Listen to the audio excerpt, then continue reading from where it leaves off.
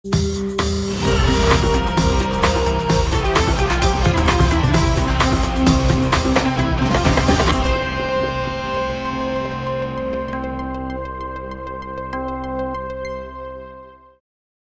turma! A nossa aula sobre empreendedorismo e negócios no domingo foi um sucesso estrondoso, né? E as pessoas puderam finalmente ter uma aula sobre empreendedorismo e negócio com ciência, com conceitos práticos, com regras para elas poderem aplicar na empresa delas a partir dali. E isso, eu já estou recebendo mensagens de pessoas que já estão notando diferença. E a gente está falando do negócio que acabou de acontecer. Foi realmente maravilhoso. Muita gente está pedindo para a gente poder passar de novo essa aula. Elas queriam assistir, precisam dessa aula. Então a gente vai ter uma sessão fechada para quem quiser assistir essa aula na quarta-feira, dia 31, às 8 horas da noite. Para você se inscrever nessa sessão fechada, que não vai estar aberta nos meus canais, eu vou estar lá e vou também dizer as novidades para quem quiser continuar nesse programa de formação, que são novidades incríveis, e por causa disso milhares de pessoas no domingo entraram para fazer o programa de formação. Eu vou dar as mesmas condições para vocês, mas assiste essa aula, vocês vão ficar encantados. Quarta-feira, 8 horas da noite, fechada só para quem se inscrever gratuitamente aqui. Um abraço.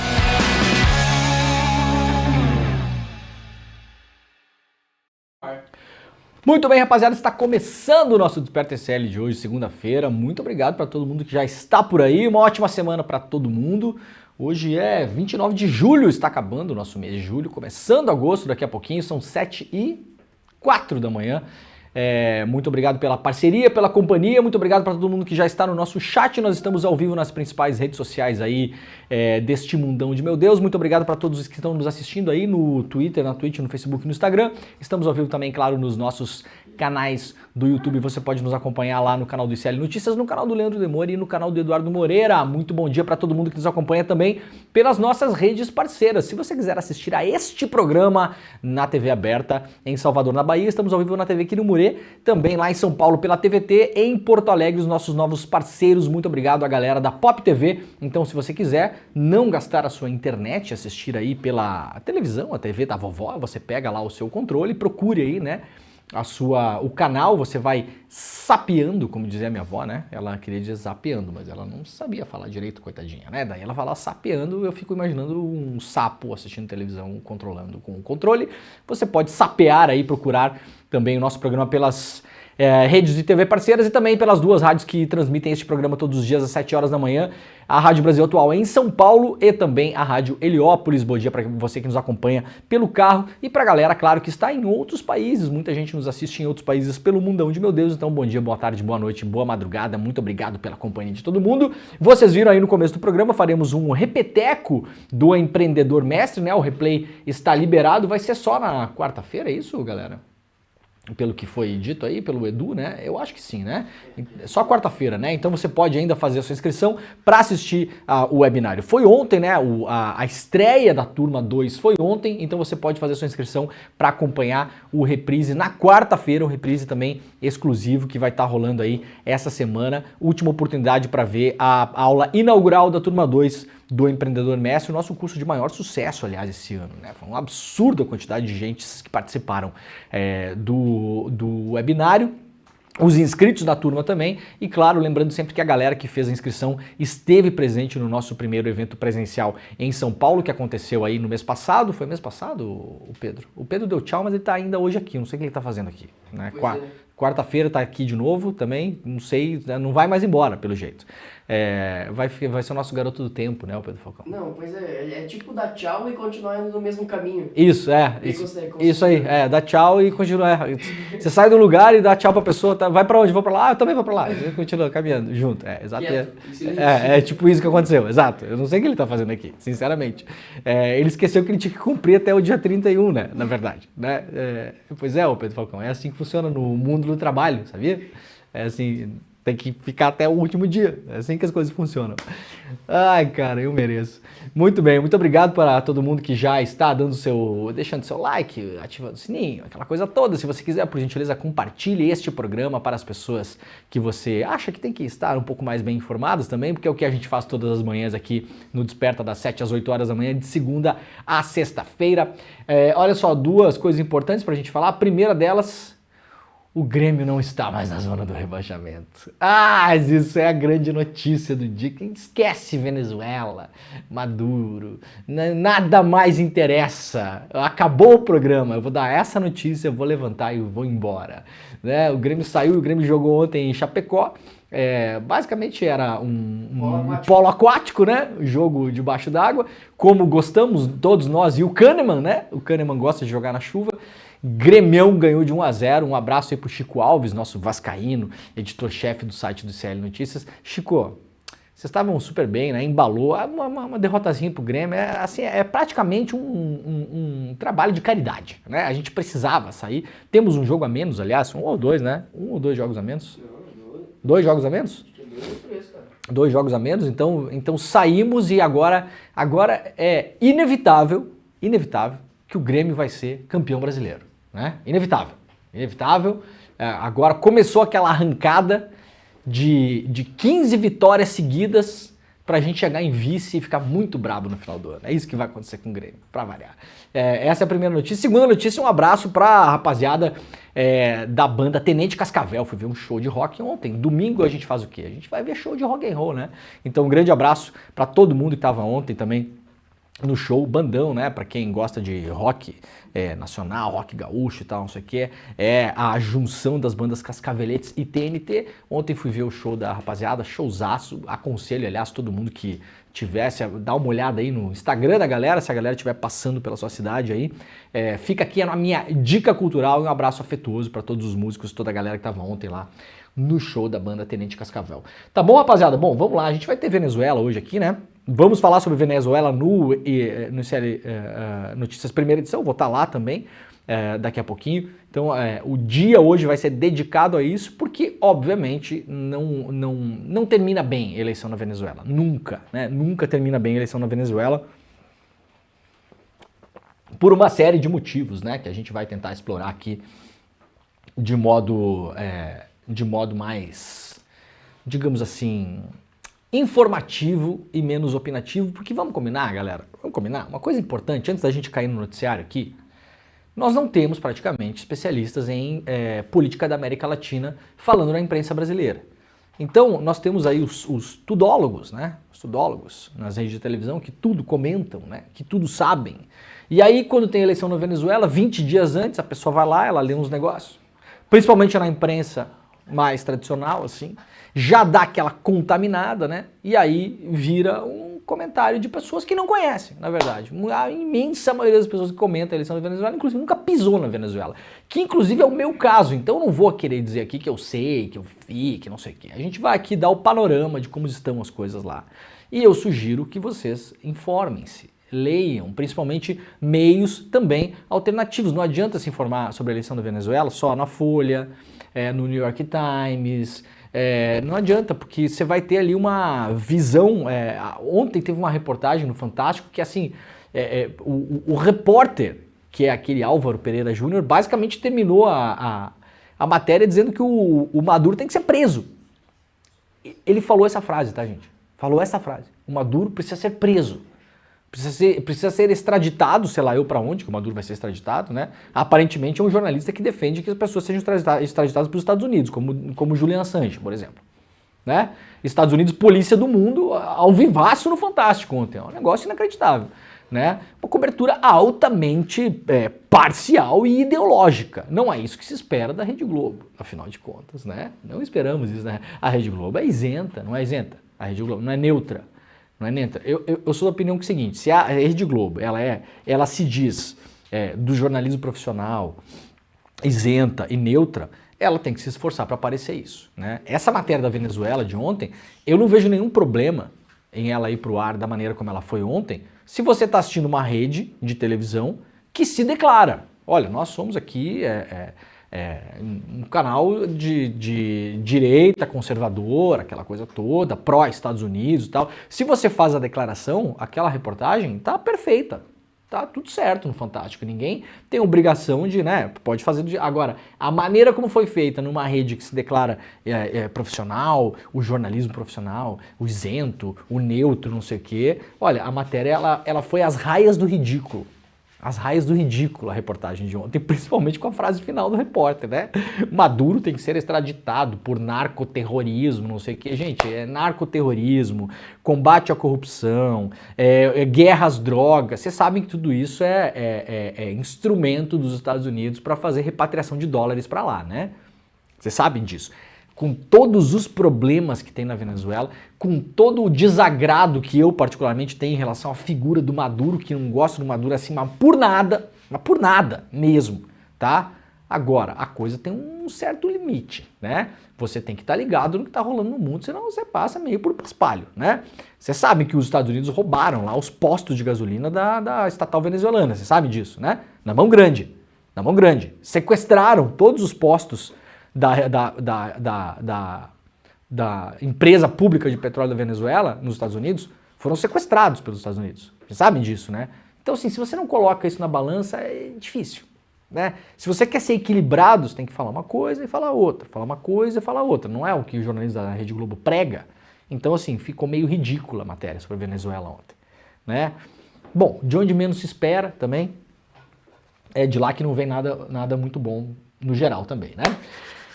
Vamos lá então, última segunda de julho com frente fria avançando no Brasil, um pouco sobre as condições do tempo nessa semana aqui. Uma frente fria deve avançar no sul em direção ao sudeste, trazendo uma quebra aos ciclos de dias quentes que estão rolando no meio do inverno e colocando fim ao bloqueio atmosférico. A semana começa com temporais em Santa Catarina e chuva forte no Paraná. A entrada do ar polar na retaguarda do sistema diminui a chuva no Rio Grande do Sul, mas provoca uma queda acentuada de temperatura e o dia pode começar com geada hoje na campanha gaúcha.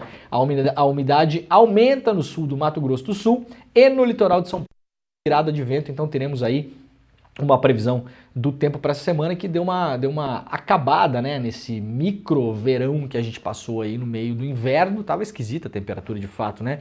A gente saiu de umas semanas que estavam extremamente frias para umas semanas, principalmente no sul do Brasil, que estavam umas semanas de primavera. O tempo ótimo, incrível, mas eu sempre no inverno torço para fazer frio por uma série de motivos, né? No ano passado a gente viu as preocupações em relação, por exemplo, à dengue. Se você não tem frio no inverno, o mosquitinho da dengue, né, não mata a larvinha, né? A larvinha não morre congelada. E aí a gente tem um problema sério de dengue, por exemplo, entre outras coisas. Então, aparentemente, essa semana o frio volta, principalmente se você mora em Santa Catarina e no Paraná. A previsão do tempo para a sua região, muito por conta também das fortes chuvas, tá? Então, atenção à possibilidade de fortes chuvas em Santa Catarina e no Paraná já no começo dessa semana. Então, atenção para quem mora nessas localidades, se você mora em áreas de risco, principalmente, próximo a rios, encostas, zonas suscetíveis a deslizamentos e alagamentos. Fiquem atentos e fiquem atentas. Não há, por enquanto, previsão de que possa haver isso, mas a gente não sabe, o tempo tá doidão, né? O tempo tá malucão, então fiquem de olho nisso. Vamos lá para o iclnoticias.com.br. Judô dá as 2 primeiras medalhas para o Brasil em Paris. Raíssa Leal, nossa skatista mirim, né, ficou com o bronze.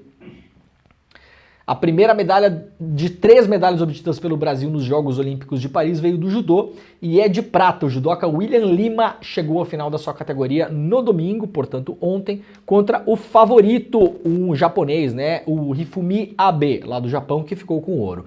Larissa Pimenta venceu a italiana Odete Gilfrida na disputa do 3º lugar da sua categoria e ficou com bronze. A terceira medalha veio, eu acho que muita gente deve ter acompanhado aí, da Raíssa Leal, que ficou com bronze no skate street feminino. O Lima é judoca na categoria meio leve de 66 quilos e participa da sua primeira Olimpíada, venceu 4 lutas até chegar à final olímpica. Ele é de Mogi das Cruzes, em São Paulo, pratica judô desde os 6 anos, já foi campeão mundial júnior em 2019. Nas quartas, o William venceu bom, aqui tem os competidores que ele venceu, né, lá no ICL Notícias, para quem quiser, tá tudo organizadinho ali. E a medalha de bronze da Raíssa, perdão, no street skate, né?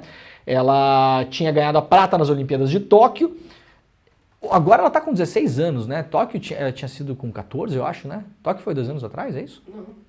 4 Foi? anos atrás, não é? Não, teve pandemia. Teve pandemia e foi cancelada a Olimpíada, lembra? E foi daí 22? Eu acho que foi 22, Tóquio, né? Gente, eu tô perdidaço, né? Foi Rio 16. Não, Tóquio não foi 2008? Não, tá maluco, rapaz. 2008 a Raíssa não tinha nem nascido. Eu sei, mas não é Tóquio 2008 das Olimpíadas? Caralho, eu tô perdidaço no tempo. Teve a pandemia, e aí foi tudo pro espaço, as datas das Olimpíadas, né? Não, mas ela ganhou com 14 anos, né, cara? 13 para 14, acho que era, né? A prata. E aí, agora, com 16, ela ficou com o bronze. Na final, a sua última chance de manobra, ela conquistou uma nota 88,83 e alcançou novamente o pódio olímpico. É recordista, né, principalmente em relação à idade, né? Quando foi? 2020, né? Só que 20 não teve, né? 2020, daí a cerimônia de abertura foi dia 23 de julho de 2021 e a de encerramento foi dia 8 de agosto. É, isso aí. É porque 20 teve pandemia, cara. Era o ano mais crítico. A pandemia começou em março de 20 e a Olimpíada foi postergada para um ano depois. O que permitiu, aliás, que ela conseguisse a medalha, eu acho. Eu não sei se tem limite de idade para participar de Olimpíada em relação a você ser muito jovem. Acho que não tem, né? Se conquistou o índice, vai, né? Como assim? Não tem limite assim. A pessoa pode participar de uma Olimpíada com 11 anos? 12? Com 5 anos. Com 5 anos? Não, uma dúvida real que eu tenho. Vocês que entendem de esporte aí que estão no chat. Alguém pode participar de uma Olimpíada com qualquer idade? Eu acho que pode, né? Eu acho que não tem. Porque a Olimpíada não tem categoria por idade, né? Alguns esportes têm categoria por peso. Por exemplo, esportes de luta. Agora, o skate, eu acho que não tem... Tanto é que, principalmente o feminino, é tudo umas menininhas, cara. Essa do Japão também é muito novinha, né? Então, tem uma de 12 esse ano. Tem uma de 12? Eu acho que não tem limite para participar da Olimpíada, cara. Se bater o índice olímpico, vai embora, né? A Raíssa tinha 13 para 14, se não me engano. E agora ganhou sua segunda Olimpíada. Muito bem, quem quiser dar uma olhada no que vai ter na Olimpíada hoje, lá no ge.com.br, né, o Globo Esporte, tem a agenda do dia 29. Eu sei que o judô vai ter judô hoje com a Rafaela Silva, né, que é uma das nossas grandes judocas, e o judô começa às 11 da manhã hoje, tá? Então procurem nos canais onde vocês estão vendo aí as Olimpíadas. Hoje tem judô às 11 horas da manhã, judô é legal de ver, né? Você sabia que eu fiz judô há muitos anos, Gabriel? Sabia? Não sabia? Gabriel não sabia. Vou dar-lhe um ipom ao vivo no Gabriel um dia que ele vai ver. A potência. Eu parei por causa do meu joelho, sabia? Quantos anos você fazia? Eu comecei com, eu acho que uns 8, 9 e fiz até os 14, eu acho. Fui terceiro, fui bronze no Campeonato Estadual em Santa Catarina, rapaz. Tá achando o quê? Hein, Pedro Falcão, te mete. Santa Catarina, sim. Pedro Falcão com esse 1,12 m que ele tem, não dá nem graça. Te matava? Só uma passadinha de perna assim. O Gabriel é um pouco mais alto, um pouco mais difícil, mas a gente pega ele pelas pernas daí. Se não fosse o joelho, eu tava nas Olimpíadas. Se não também. fosse o joelho, tava ali, velho. Com 10 anos. Tava bombando. 10, 11. Mas arrebentei o joelho mesmo, cara. O judô tem muito movimento de rotação lateral do joelho, né? E aí detonei meu joelho mesmo, lutando. Mas adorava lutar judô. Fui até a faixa laranja, acho. Na época não tinha faixa cinza, depois começou a faixa cinza. Era branca, azul, verde... Não, fui mais. Era branca, azul, verde, laranja. Depois era faixa roxa, marrom e preta. Se não me engano, era isso. A segunda é cinza. Não tinha cinza quando eu comecei. Eu sou uma pessoa mais experiente, né, o Pedro Falcão? E já tinha kimono? Na tua época ou tu usava ainda Não, já tinha kimono. Tanguinha é sumô, Pedro Falcão. Sumô. Sumô não... judô não... É que judô tem que ter onde pegar, né? Senão ia ser só pra pessoa peluda, né? A pessoa ficar pegando no pelo do peito. Era bom demais, cara. Gostava mesmo. Meu pai e minha mãe colocaram no judô pra ter disciplina, né, o Pedro Falcão? Porque a pessoa era meio indisciplinada, digamos assim, né? Redes de fibra ótica de operadoras francesas são alvo de sabotagem. Tá acontecendo muito caos na Olimpíada de Paris, né? Se fosse no Brasil, a gente ia falar que o terceiro mundo não pode sediar os grandes eventos. Mas, na verdade, está dando muito problema, né, lá em Paris. E a polícia está dizendo que as redes de fibra ótica das operadoras foram sabotadas em até 6 áreas da França. As depredações sofridas nas redes de fibra ótica das operadoras afetaram serviços de internet, telefonia fixa e telefonia móvel. Segundo a polícia, equipes estão trabalhando para reparar as linhas de fibra ótica das regiões. Segundo a política, está escrito aqui, né, João? Segundo a polícia, né? Não posso imaginar que seja a política que está dando esses comunicados, né? Muito bem, a Amazônia vive recordes de incêndio em 2 décadas. Brigadistas se preparam para a seca extrema esse ano. A gente vem falando sobre isso, né? Desde o começo da seca na Amazônia, começou mais cedo esse ano ainda. Vários rios importantíssimos da região, que são rios navegáveis, que a região depende extremamente da navegação lá pelos rios, já estão com a navegação comprometida, então é um ponto de atenção para a gente ficar muito ligado esse ano. No ano passado, lembram, né? A gente teve uma seca grande no norte do país também, vários rios caudalosíssimos, ultra navegáveis, secaram em vários lugares. Teve aquelas imagens clássicas de pessoas caminhando no leito do rio como se fosse um deserto. Teve uma imagem publicada pela Folha de São Paulo, aliás, infelizmente eu não lembro o nome do colega jornalista que tirou aquela foto, uma foto inacreditável. Só que o problema desse ano é que começou mais cedo do que se previa, né? Então a luta contra o fogo na Amazônia parece não ter fim para quem atua há anos no combate. É o caso das brigadas voluntárias lá de Alter, né, em referência ao distrito de Alter do Chão, em Santarém. Eles enfrentaram em 2023, junto a uma força-tarefa nacional, o aumento dos incêndios florestais, e a coisa pode piorar muito esse ano, porque o ano passado tivemos a seca histórica e este ano a seca começou mais cedo. Deixa eu ver se a Folha colocou a foto que eles fizeram aqui, porque para mim é uma das fotos do ano no ano passado. Vamos ver, não tá aqui, né, a Folha de São Paulo, babaram. Podiam ter colocado, né? É uma foto... Ô Gabriel, já que o Gabriel vai começar aqui agora, vamos botar o Gabriel no fogo já. Procura essa foto pra gente aí. Coloca assim... Folha, foto, leito, rio, Amazonas. Vê se aparece. É uma foto impressionante que tem um cidadão caminhando assim. Parece que é um negócio no meio do... Essa aí, terceira aí, ó. O pai é bom de buscar no Google, né? Fiquei até impressionado comigo mesmo agora. Parabéns, Leandro. Muito obrigado, Leandro. Você é ótimo. Não, imagina, são os seus olhos, né, o Pedro Falcão? Muito bem, a gente vai colocar a foto aqui porque a foto é realmente impressionante. Enquanto o Gabriel prepara pra gente aí, o Gabriel que vai substituir o Pedro Falcão aqui, né? Pedro Falcão tá fazendo o que aqui? Eu não entendi até agora, gente. Atenção RH, tá? Tem um intruso aqui no estúdio, não sei o que o Pedro Falcão tá fazendo aqui. Enquanto a gente não puxa a foto aí, já pode começar a puxar, senão eu vou ler uma outra notícia que é relacionada aqui e aí depois a gente coloca a foto, porque realmente é impressionante. Se puder pegar o nome do colega jornalista que tirou a foto também, se vocês pegaram do site da Folha, deve estar lá no site da Folha o nome do fotojornalista, porque essa foto é realmente incrível. Para mim é uma das grandes fotos do ano passado, do jornalismo mundial, aliás, né? Pode? Senão eu vou seguir. Então coloca pra gente aí. Essa aí, ó. É impressionante, né? Tá por aí a foto? Tá, muito bem. É incrível, né? Isso é o leito de um rio, né, gente? Para quem não viu no ano passado. E começou mais cedo esse ano. Então, infelizmente, a gente, segundo todas as previsões, deve rever essas imagens esse ano. Se eu não me engano, é o leito do rio Tapajós, né? Tem no link aí? Como é o nome do colega fotógrafo? Solimões. Não, Solimões. É o Solimões? Olha, isso é o rio Solimões. Então não é assim um riozinho, né? Não é um riozinho. Isso é um pedaço do Solimões. Isso aí tem água. Normalmente tem água em cima. Nessa mesma série de fotos tem vários barcos, embarcações encalhados, né? Como é o nome do colega fotógrafo? Descobre pra gente aí, pra gente dar o crédito bonitinho aqui, porque é realmente impressionante, né? Daqui a pouquinho a gente descobre aí e a gente traz pra cá.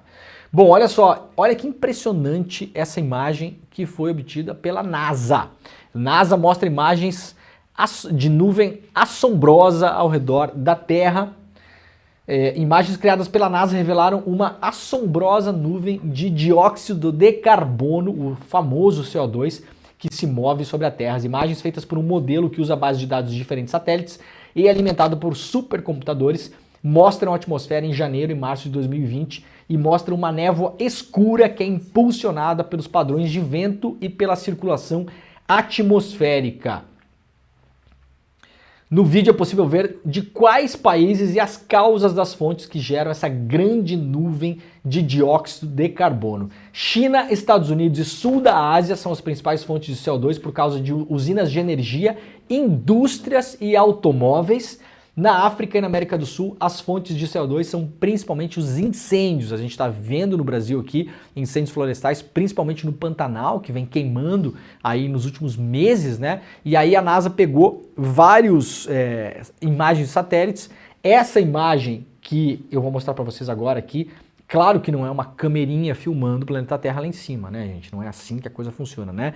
Eles pegaram várias imagens de satélites, cruzaram essas imagens, colocaram em computadores e criaram essa animação aqui. Isso aqui é uma animação criada, mas ela é fidedigna ao que está sendo captado do espaço. E aí a gente pode ver aqui, ó, olha só que loucura, bicho. Eu fiquei apavorado com essa imagem, olha só. Tá dando para ver aí, ó? Olha que maluquice, né? Isso aqui são os Estados Unidos, né? Olha aqui, ó. Isso aqui são as nuvens de CO2, né? Levadas pelos ventos. A principal causa no sul da Ásia, na China e nos Estados Unidos, como eu já falei aqui, é a produção industrial e automóveis e produção de energia, né? Porque esses países, muitos deles têm produção de energia suja, ao contrário do Brasil, né? Termoelétrica e uma série de outras questões. E na África e na América do Sul são os incêndios, principalmente os incêndios florestais, né? Essa imagem está publicada lá pelo UOL, quem quiser dar uma olhada também e repostar nas redes sociais, aí fiquem à vontade, porque a imagem não é do UOL, né? A imagem é da NASA. Como é o nome do colega que fez a foto, gente? Descobriram? Lalo de Almeida. Lalo de Almeida, isso. Parabéns pro Lalo. Inclusive ele ganhou o prêmio categoria Foto Única América do Sul do World Press Photo. Ah, muito bem. Ganhou o World Press Photo categoria América do Sul, que é o principal prêmio mundial de fotojornalismo. Então parabéns pro Lalo de Almeida por essa foto. Infelizmente a gente vai ter mais imagens assim esse ano, né? Vamos lá então para o iclnoticias.com.br, uma cobertura intensa também sobre as eleições na Venezuela. A última notícia que temos aqui das 5h41 da manhã, com 51,2% dos votos, Nicolás Maduro é reeleito presidente da Venezuela. O presidente Nicolás Maduro foi reeleito neste domingo, faltou um Mzinho maiúsculo aqui, ó. Cara, não tem jeito, cara. Eu pego toda, às vezes me atrapalha até minha leitura, sabe? Porque tudo que é essas coisinhas assim, né? Eu vou pegando nos textos. O presidente Nicolás Maduro foi reeleito, aliás, falta um acento em Nicolás também. Chico Alves. Beijo, eu sei que essas coisas são escritas na correria, né? A matéria é publicada às 5h40 da manhã, então sei como é pegado fazer esse tipo de trabalho na madrugada. Foi reeleito neste domingo para um terceiro mandato no governo da Venezuela, com 51,2% dos votos. Em discurso depois do anúncio do resultado, ele celebrou a vitória e disse que a oposição quis sabotar o processo do começo ao fim. Em um palco dentro do Palácio Presidencial de Miraflores, grupos musicais o receberam com canções em sua homenagem diante de centenas de militantes. Todos vestiam jaquetas esportivas com a frase "ganhou", que é "ganhou meu galo pinto". Ô, Pedro Falcão, né? Em referência ao apelido... Calma, o Pedro Falcão tá muito emocionado. Em referência ao apelido com o qual o mandatário se identificou nos últimos meses, um galo forte de briga, né? Vamos Nico, posso dizer, e aí tem o que o Maduro falou aqui, diante do povo da Venezuela e do mundo: sou o Nicolás Maduro Moros, presidente reeleito da República Bolivariana da Venezuela, haverá paz, estabilidade e justiça e respeito à lei, enfatizou o Maduro. A líder da oposição, a Maria Corina Machado, que seria candidata, mas a candidatura dela foi impugnada sob acusações de corrupção. No lugar dela entraria uma outra pessoa ainda, que a candidatura também foi impugnada por uma questão de registro eleitoral e tal. Então o candidato da oposição na Venezuela é o terceiro candidato escolhido lá pela oposição na Venezuela. Mas a Maria Corina Machado, ela é a candidata, digamos assim... seria a candidata, mas ela é a figura da candidata é ela, apesar de não ser ela a candidata de fato, não estava o nome dela na urna. Ela não aceitou a derrota e reivindicou a vitória do seu candidato, Edmundo González Urrutia. Ela chegou a afirmar, sem apresentar provas, que seu candidato havia obtido 70% dos votos e o Maduro 30% dos votos. Esta é a verdade, disse a Maria Corina Machado. Corina convocou os seus fiscais a permanecerem nas sessões eleitorais até que sejam disponibilizadas as atas eleitorais. Então, assim, Ainda não temos, tanto é que a gente vai ver a posição do Brasil agora aqui, ainda não temos o resultado oficial. Isso aqui, esse resultado foi declarado ontem pelo órgão eleitoral da Venezuela, mas as atas ainda não foram disponibilizadas, pelo menos até agora, este horário, né? Inclusive para observadores internacionais. O Brasil é um desses observadores. O Celso Amorim, que é o assessor especial da presidência, né, para assuntos de ordem internacional, de ordem global, de assuntos de diplomacia, está na Venezuela, deu uma declaração ontem, falou que o processo aconteceu em relativa normalidade, o processo de votação. Tem várias imagens que foram mostradas ontem pela imprensa mundial que mostram que não é bem assim, teve caos em vários lugares, briga na frente de urna, filas imensas, mas no geral, segundo o Celso Amorim, aconteceu em normalidade, mas o Brasil está esperando para tomar uma posição oficial. Então o Brasil ainda não se declarou, não tomou uma posição oficial, não fez nenhuma declaração em relação à eleição da Venezuela ainda. Então é uma eleição que nós ainda temos que esperar. O Maduro foi declarado presidente, mas é um resultado que ainda não está oficializado, né? E a oposição está dizendo que a eleição foi fraudada e que, na verdade, a oposição ganhou com 70% dos votos e o Maduro teria feito 30% dos votos apenas. Então tá aqui, né? A líder da oposição, ganhamos com 70%, diz líder da oposição, a rejeitar a vitória de Maduro. O que mais temos aqui?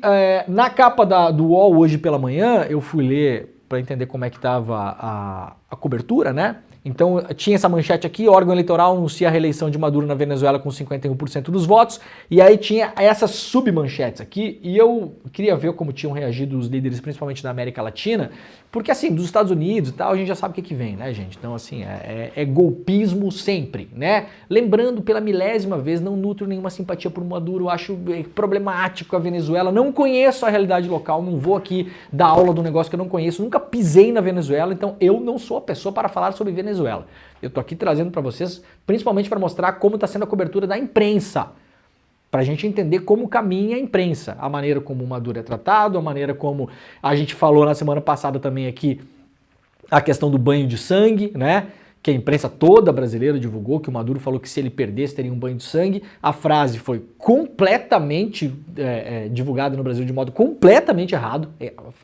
A frase do Maduro não foi essa, a gente tratou disso aqui no Desperta, tratamos nos outros programas também. O Maduro falou que se a oposição ganhasse, teria um banho de sangue na Venezuela, cometido pela oposição. Essa é a frase do Maduro, tá, gente? A gente pode entrar na discussão se o Maduro tem que falar isso, se não tem que falar, se a oposição faria banho de sangue ou não faria. O Maduro chamou a oposição da Venezuela de fascista, se são fascistas, se não são fascistas. Quem conhece profundamente a política na Venezuela, no Brasil, que está na imprensa comentando hoje, são pouquíssimas pessoas. Então, eu só estou fazendo aqui um ponto de atenção, porque a imprensa brasileira, ela vai se pautar na cobertura internacional. E a cobertura internacional, ela é fortemente pró, principalmente, Estados Unidos. Então essa é a visão que vocês vão ver nos comentaristas que estão aí pelas redes de televisão, vocês não verão, dificilmente verão, um olhar de conhecedor, primeiro, de conhecedor, e um olhar original sobre a eleição da Venezuela. Vocês vão ver papagaiada do que saiu no New York Times, tá? Quem lê em inglês aí sabe do que eu tô falando. Faz sempre esse exercício aqui, ó. Vou dar uma dica para vocês. Quando o caso for Venezuela, faça sempre esse exercício. Quando você for se informar sobre Venezuela, leia primeiro o New York Times, tá? E depois leia a imprensa brasileira. Vocês vão ver vocês vão entender do que eu tô falando. É copia e cola intelectual. Infelizmente, a gente tem pouca gente que entende, que foi para lá, que conhece, né, e que tem um olhar apurado sobre o que está acontecendo. E é difícil conhecer a Venezuela. É muito difícil.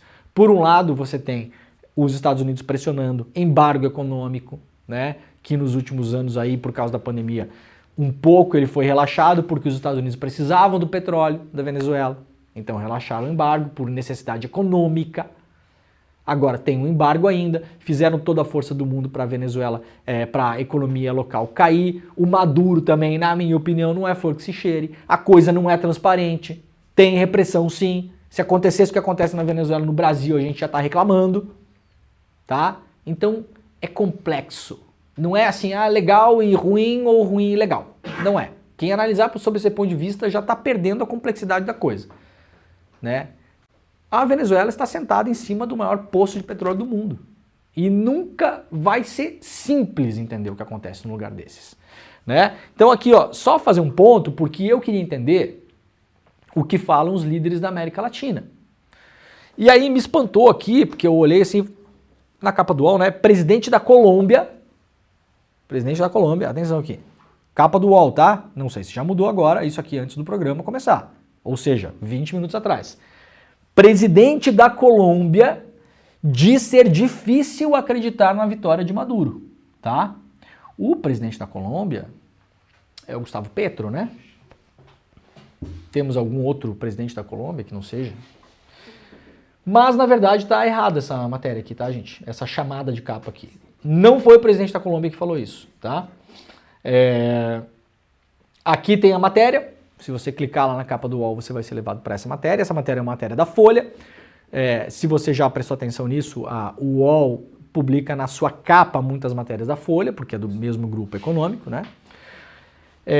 E a matéria, na verdade, é essa aqui, ó. Estados Unidos tem sérias preocupações sobre a eleição na Venezuela. Não me diga, né? Não me diga que os Estados Unidos queriam colocar... Gente, se dependesse dos Estados Unidos, eles botavam o presidente da Texaco para presidir o país. Eu tô falando sério mesmo, tá? Da Exxon, né? Eles botavam um presidente de uma petroleira americana para presidir o país, dependendo dos Estados Unidos. Os Estados Unidos olham para a Venezuela só como um poço de petróleo, gente. Só isso. Não é um país. Não tem um povo lá, tá? Então esquece, os caras não estão nem aí pra nada. O negócio ali é só business, é um negócio econômico. Por isso a extrema burrice do Bolsonaro, aliás, se não for outra coisa, né? Se não for outra coisa. Porque se tratando do governo Bolsonaro, a gente não sabe ali se não era outra coisa, né? Você, quando vê aqui, pegou ali e apareceu um Rolex no pulso, né? A gente não sabe, tá?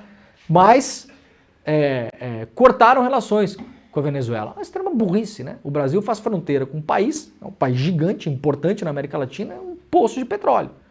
É super inteligente você cortar relações com um país desses, né? Por que o Bolsonaro não cortou relações com os árabes? Pelo contrário, o governo Bolsonaro fez 150 visitas para os países árabes. Inclusive na Arábia Saudita, onde o Mohammed bin Salman comprovadamente o seu governo matou e esquartejou um jornalista turco dentro de uma embaixada. Por que não cortou relações com os caras lá? Então, assim, uma coisa é uma coisa, outra coisa é outra coisa, né? É ideologia pura, não tem nenhum pragmatismo na parada, né? A matéria, no entanto, está errada, tá, gente? O Gustavo Petro não falou isso. Quem falou aqui foi o Ivan Duque, ex-presidente da Colômbia, né? Não há dúvida, ganhou a resistência democrática, o povo, Maduro está pressionado, Então a declaração que está na capa do UOL dizendo que o presidente da Colômbia falou isso, na verdade não é do presidente da Colômbia. Me espantou por quê? Porque eu não imaginaria uma declaração desse, assim, tão direta, assim, do Gustavo Petro, né? Que é um cara muito mais equilibrado, um cara que não falaria isso. Claro, falou Ivan Duque, né? Ex-presidente da Colômbia.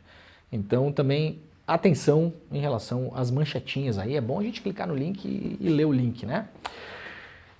O Jamil Chad lá no UOL diz que o Brasil vai aguardar a disponibilidade das atas para reconhecer os resultados na Venezuela. O governo brasileiro vai aguardar que as atas da eleição presidencial na Venezuela estejam disponibilizadas para conhecer os resultados dos votos em Caracas. Isso, segundo o UOL apurou, pode ainda levar algumas horas para ocorrer. Portanto, talvez hoje, talvez amanhã, a gente não sabe exatamente ainda como vai acontecer. A preocupação de Brasília é tomada diante da sensibilidade do processo eleitoral naquele país. Enquanto isso, o Brasil solicitou a missão da ONU, que está destacada na Venezuela, e ao Carter Center, que averiguem as acusações dos movimentos de oposição que neste domingo denunciaram problemas que estão tendo a apuração dos votos da eleição. Portanto, uma coisa importante, a eleição da Venezuela está sendo observada por observadores internacionais, tá, gente? Então não é que assim está acontecendo lá e ninguém está vendo. O Celso Amorim está lá, uma missão da ONU está lá, o Carter Center está lá, que a gente não pode imaginar que seja uma coisa comunista, né, Pedro Falcão? O Carter Center não é, tá longe de ser um negócio comunista, entendeu? Tá longe, né, de ser bolivariano. Então a gente tem que esperar também para entender esses observadores internacionais qual que é o veredito em relação ao que aconteceu lá, né? Veredito não, né? No fim das contas, o observador internacional vai dar um parecer, vai dar uma opinião, né? Tanto a ONU como o Carter Center foram recebidos na condição de observadores. Isso aqui é muito importante, tá, gente? Muito importante, é pouco divulgado. Pode ter milhões de problemas o processo eleitoral na Venezuela. Agora, tem observadores internacionais lá que estão longe de ser o Che Guevara e o Fidel Castro, tá? Longe. A ONU está lá com uma missão. A ONU está na Venezuela acompanhando as eleições. O Carter Center, que é um think tank, né, neoliberal, que está longe de ser, né, comandado pelo Fidel Castro, né? Ainda não tá está lá. acontecendo a guerra na Palestina, ainda não está acontecendo guerra na Rússia e Ucrânia para a ONU ir lá? Está acontecendo tudo isso lá também. Mas a ONU está em Gaza também. Está lá em Gaza também. Tentando, aliás, minimamente, né? O Brasil destacou o Celso Amorim, né? O embaixador Celso Amorim. Mas depois das críticas do Maduro, o sistema eleitoral brasileiro, o TSE abortou o envio de técnicos. Eu achei isso aqui uma mancada, tá? O Maduro, na semana passada, vocês acompanharam, fez críticas ao sistema eleitoral brasileiro. Críticas, aliás, na linha do Bolsonaro. Vejam como o mundo é complexo, né? Sabe quem apoia o Maduro, aliás, na Venezuela, ô Gabriel? Sabe quem apoia lá? Edir Macedo, Igreja Universal. Complexa a vida, né? Complexa a vida. Cuidado para não se agarrar muito nas pessoas, viu, gente? Às vezes você se agarra demais e quando vê, você tá agarrado nos outros personagens esquisitos aí, né? Atenção, atenção, a coisa não é simples. A coisa está longe de ser simples, longe de ser simples. A oposição venezuelana insiste que não teve acesso aos boletins das urnas. Agora o governo Lula quer que os observadores verifiquem a procedência dessa acusação.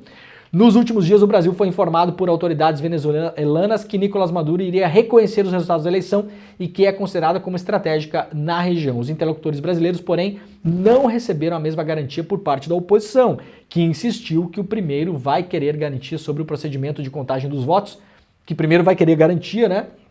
E sugerem que uma apuração paralela também pode ocorrer. Ou seja, o Maduro garantiu para o Brasil que aceitaria os resultados. O Brasil pediu essa mesma declaração para a oposição da Venezuela, que se negou a dizer que aceitaria o resultado. A eleição é a aposta do Brasil para tentar normalizar a relação da Venezuela com o mundo, assim como reduzir a tensão para permitir uma estabilização do fluxo migratório e de refugiados que o Brasil vem sofrendo, né? Nos últimos anos, muitos venezuelanos vêm migrando para o Brasil, principalmente pela fronteira, né? O Brasil faz fronteira com a Venezuela lá no norte do país. Ao longo dos últimos dias, uma delegação enviada pelo presidente Lula, liderada pelo Celso Amorim, se reuniu com o chefe da diplomacia venezuelana e outras autoridades. O Jamil Chad apurou que, em todos os contatos, os representantes do governo Maduro sinalizaram que não vão questionar o resultado das urnas. As garantias foram dadas depois de um período de turbulência e dúvidas. Maduro alertou que haveria um banho de sangue caso ele não vencesse e, em manobras, desenhou as cédulas de votação de uma forma que pode causar confusão ao eleitor. Lembrando que essa questão do banho de sangue, de novo, frase do Maduro, tá, gente? A frase que foi dita, o fato não interessa o que a gente acha. A gente pode achar sobre a frase, mas a frase, ela é objetiva.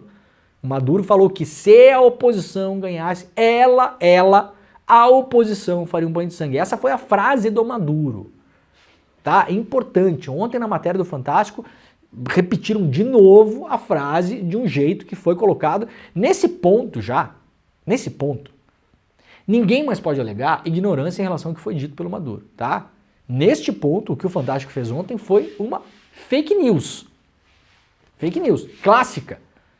Qual que é a diferença do erro para fake news? O erro é não intencional, né? O jornalismo comete erro todos os dias. O erro não é intencional. Nesse ponto, se o jornalista do Fantástico, que tem acesso à internet, televisão, rádio, morou nos Estados Unidos, sabe ler em inglês, em português, né? O pessoal alfabetizada.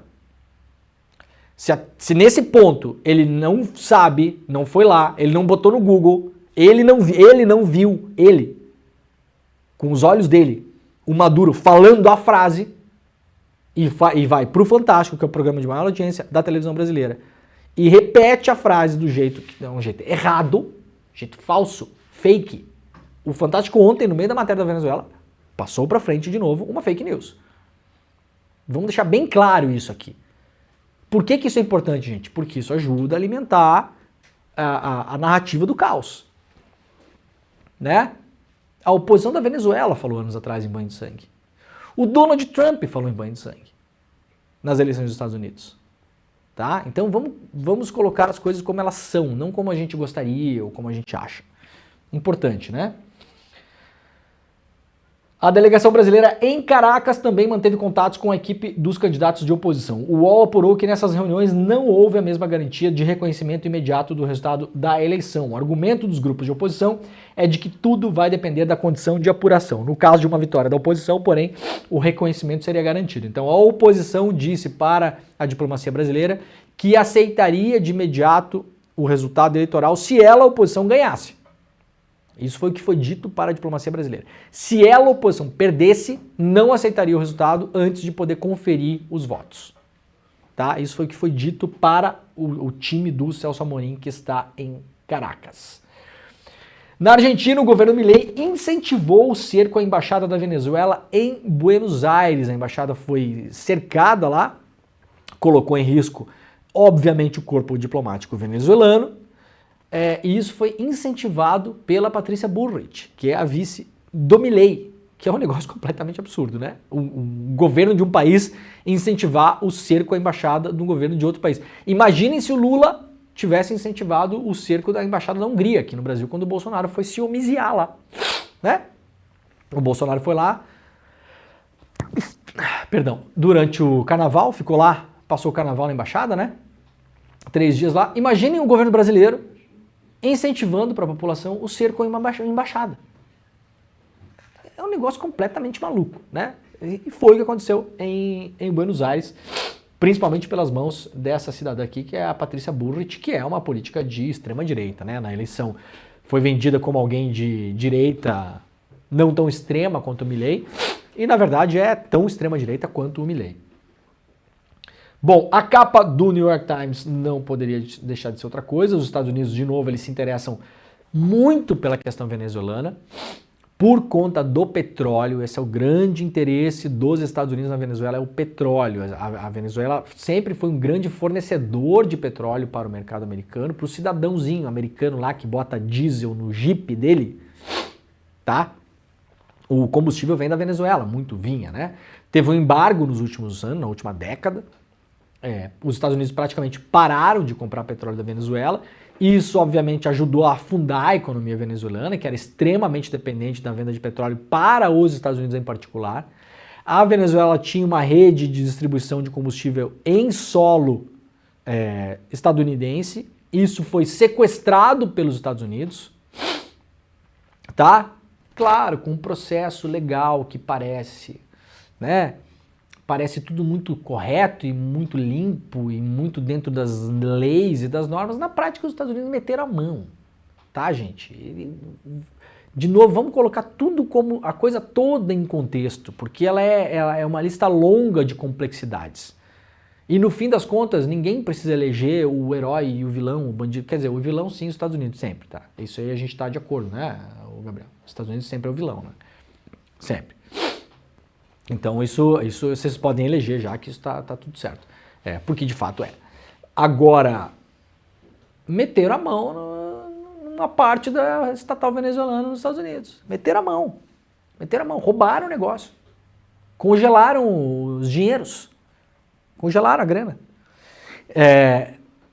Em Londres também, se eu não me engano, ainda tem grana da Venezuela congelada. Ativos, né? Se eu não me engano, ouro até. Congelado. Então, assim, como que um país pega a rede de postos de gasolina do outro? Faz um processo judicial, né? Como foi feita a Lava Jato também, né, gente? Super limpo, super transparente, não tem nada a ver com geopolítica, né? São decisões técnicas, né, galera? A gente sabe como são técnicas essas decisões. E aí, claro, os Estados Unidos, o New York Times chama o Maduro de autocrata, né? Então, o autocrata da Venezuela se declara vencedor das eleições. Notadamente, nisso o Brasil se difere um pouco da cobertura do New York Times, porque enquanto o New York Times usa a palavra autocrata no Brasil, por exemplo, a Folha de São Paulo chama o Maduro de ditador, então tem uma diferença aí. Para o pessoal da ciência política você tem classificações, né? O que é um autocrata, um democrata, um ditador, então não é tudo a mesma coisa. Tem gente que estuda isso há 1000 anos e já rolou aí pelas redes sociais vários analistas políticos e cientistas políticos brasileiros, inclusive, que defendem que em várias escalas você não pode chamar Maduro de ditador. Tá? O New York Times não chama. O New York Times não chama o Maduro de ditador. Chama de autocrata. E chama outros líderes mundiais de ditadores, quando de fato entram nessa classificação. É o principal destaque hoje, né, da capa do New York Times. Bom, a gente vai falar mais sobre isso no ICL Notícias primeira edição com a Heloísa Vilela, né, que manja muito de eleição, morou 3 décadas nos Estados Unidos, então acompanhou muito como é feito a cobertura da imprensa americana em relação à Venezuela, né, pegou todos os governos chaves, né, os golpes e contragolpes que teve na Venezuela ao longo da história. E a gente vai falar mais com ela, com a Heloísa, depois no N1 sobre esse caso. Vamos lá para notícias do Brasil. O Tribunal Superior Eleitoral teve transição entre Moraes e a Carmen Lúcia e os primeiros atos indicam uma mudança de perfil. Os primeiros movimentos da Carmen Lúcia à frente do TSE indicam uma mudança de perfil da corte em relação à gestão do Alexandre de Moraes.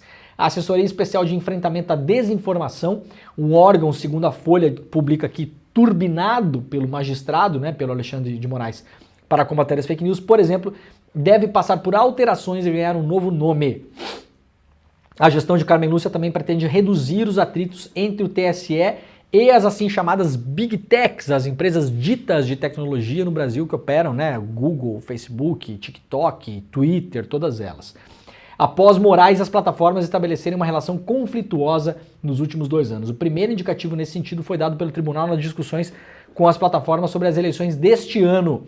O TSE e as Big Techs negociam a criação de memorandos de entendimento. Esses textos vão definir os procedimentos das plataformas para análise de possível remoção de conteúdo desinformativo no processo eleitoral. É uma fase da regulamentação do Centro Integrado de Enfrentamento à Desinformação em Defesa da Democracia, a principal aposta de Moraes para conter as notícias fraudulentas durante as eleições. O centro criado pelo TSE será um canal para o recebimento de denúncias de conteúdo falso nas redes sociais. Qualquer pessoa poderia entrar no site e acusar uma publicação de fraudulenta, lembrando que as plataformas ganham dinheiro com informação falsa que circula por elas, plataformas, de modo direto através da monetização e inclusive anúncios de candidatos com informações falsas que são pagos diretamente ao Facebook, ao Google, ao Twitter, né? Ou seja, são conteúdos que são patrocinados, anúncios que são patrocinados com dinheiro direto no caixa dessas plataformas. Já falei 1 milhão de vezes no Brasil, enquanto não tiver regulação das empresas de tecnologia, a gente não vai ver esse problema resolvido. O TSE fica tentando enxugar gelo, às vezes consegue resolver algumas coisas, outras vezes não consegue resolver, outras vezes consegue piorar a situação que está atualmente, porque vai tentando trocar o pneu com o carro andando, e é sempre muito contestado por uma parte da sociedade, principalmente pelas empresas, né, de comunicação da imprensa, familiares aí, que também tem pouco interesse na regulação e muitas vezes também são sócias dessas plataformas em projetos de imprensa, de monetização, de treinamento, com verba para lá, com verba para cá e algoritmo que privilegia e não sei o quê. Então também tem interesse nesse negócio todo. Após confusão em convenção do PSDB, o Datena mantém a candidatura e anuncia o vice. O Datena está demorando para desistir esse ano, né? O apresentador Datena manteve a pré-candidatura à Prefeitura de São Paulo e anunciou o ex-senador e presidente municipal do PSDB, José Aníbal, como vice na sua chapa em convenção marcada por confusão com a ala do partido a favor do prefeito Ricardo Nunes. Realizada no sábado, a Convenção Municipal da Federação PSDB Cidadania teve tumulto após tucanos contrários à Datena terem a entrada barrada na Assembleia Legislativa. Ao chegar à convenção, o apresentador fez críticas a Nunes e exaltou o PSDB. Isso não é democracia, é baderna, disse o Datena. O grupo liderado pelo ex-presidente municipal do PSDB, Fernando Alfredo, defende que o partido apoie o Nunes, que é do MDB, à reeleição, ou seja, que não tenha candidato próprio, que o candidato não seja o Datena. O Pedro Falcão, se fosse o Maduro barrando os caras do partido, ia chamar de ditador. Será que a gente pode chamar o Datena de ditador? Será que dá para chamar já também de ditador? Vejam como a coisa é complexa, né? Imagine essa mesma cobertura, não, o cara não deixou a oposição do partido entrar, não pôde entrar na Assembleia, né? Caos. Aqui a gente vai ler essa notícia e de tarde ninguém mais lembra dela. Olha, uma matéria importante para fechar o programa de hoje aqui, a Caixa contrata consórcio sem licitação para operar a loteria instantânea da Caixa Econômica Federal. Olha, isso aqui eu sugiro que vocês leiam essa matéria, tá lá no iclnoticias.com.br. Isso aqui é parte do grande esquemão que tá rolando na Caixa Econômica Federal em relação às apostas e aos jogos de azar. A Caixa Econômica Federal, vocês sabem, ela foi tomada pelo Arthur Lira. Tá tudo na mão do Centrão esse negócio aqui. E a negociata com o negócio de aposta vai comer solta dentro da Caixa. A gente vai dar a notícia neste programa, muito em breve, de esquemas de corrupção bilionários em relação a isso na Caixa Econômica Federal. Eu não tenho dúvidas disso. Nenhuma. Prestem atenção nos movimentos. Leiam essa matéria, é um assunto importante, fiquem de olho nesse assunto, porque a gente vai voltar a falar nisso aqui. E digo mais para fechar o programa, tentarão de algum modo colocar isso aqui no colo do Lula, porque o lance de colocar a corrupção em cima do governo do PT já está rolando na imprensa faz uns bons meses, né? Tentarão colocar isso aqui em cima do Lula, tá? Então, atenção, que é um caso que a gente está acompanhando de perto aqui. Muito bem, galera, o programa está acabando, amanhã às 7 horas da manhã estaremos de volta, daqui a pouquinho está começando o ICL Notícias primeira edição, eu vou dar um tempinho aqui, tomar um cafezinho, daqui a pouco estou lá com os colegas para comentar principalmente a eleição da Venezuela. Muito obrigado pela companhia de todo mundo, um grande beijo, tchau. Fala, turma! A nossa aula sobre empreendedorismo e negócios no domingo foi um sucesso estrondoso, né? E as pessoas puderam finalmente ter uma aula sobre empreendedorismo e negócio com ciência, com conceitos práticos, com regras para elas poderem aplicar na empresa delas a partir dali. E isso, eu já estou recebendo mensagem de pessoas que já estão notando diferença. E a gente está falando do negócio que acabou de acontecer. Foi realmente maravilhoso. Muita gente está pedindo para a gente poder passar de novo essa aula, elas queriam assistir, precisam dessa aula, então a gente vai ter uma sessão fechada para quem quiser assistir essa aula na quarta-feira, dia 31, às 8 horas da noite.